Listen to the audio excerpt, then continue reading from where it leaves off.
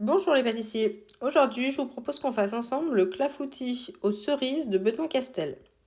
Donc dans un cul de poule, on va mettre les poudres, donc c'est-à-dire la farine, le sucre glace, la poudre d'amande et la gousse de vanille grattée qu'on va mélanger au fouet. Comme ça évite en fait de tamiser les poudres. Ensuite, on va ajouter les œufs un par un et on va bien les mélanger pour incorporer délicatement le mélange de poudre. Donc on fait petit à petit pour pas que ça forme de grumeaux.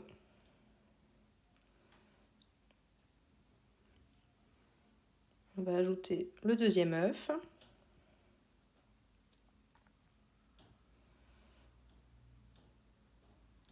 Et donc là, on continue à mélanger délicatement tout en incorporant un petit peu de farine, en tout cas les poudres, à chaque coup de fouet.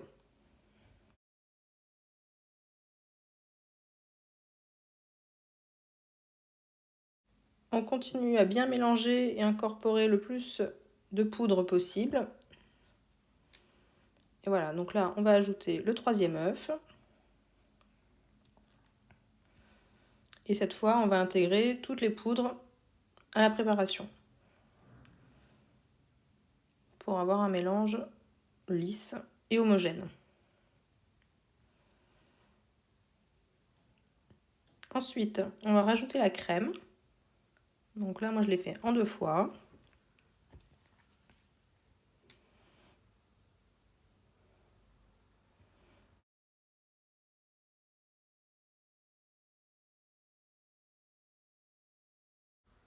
Donc une fois que le mélange est bien homogène, on va le filmer au contact et on va le laisser au frais pendant au moins une nuit. Bon, si vous êtes pressé, vous pouvez le laisser moins longtemps, je pense que ça va marcher aussi.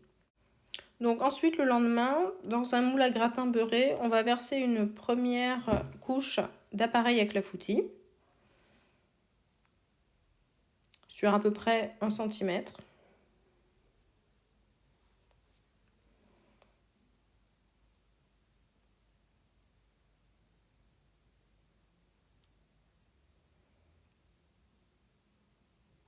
Voilà, donc là, ça fait à peu près 1 cm. On va laisser reposer quelques instants et après, on va commencer à mettre les fruits. Donc là, moi, j'ai dénoyauté mes cerises. Voilà, donc une fois que toutes les cerises sont mises, on verse délicatement le reste de la pâte. Donc là, ici, moi, je l'ai fait aux cerises, mais vous pouvez très bien utiliser d'autres fruits. En fait, dans la recette originale, c'était des framboises et de la mangue.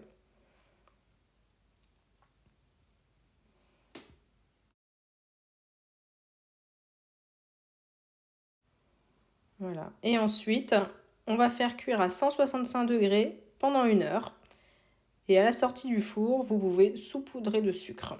Voilà, j'espère que ça vous a plu. À bientôt!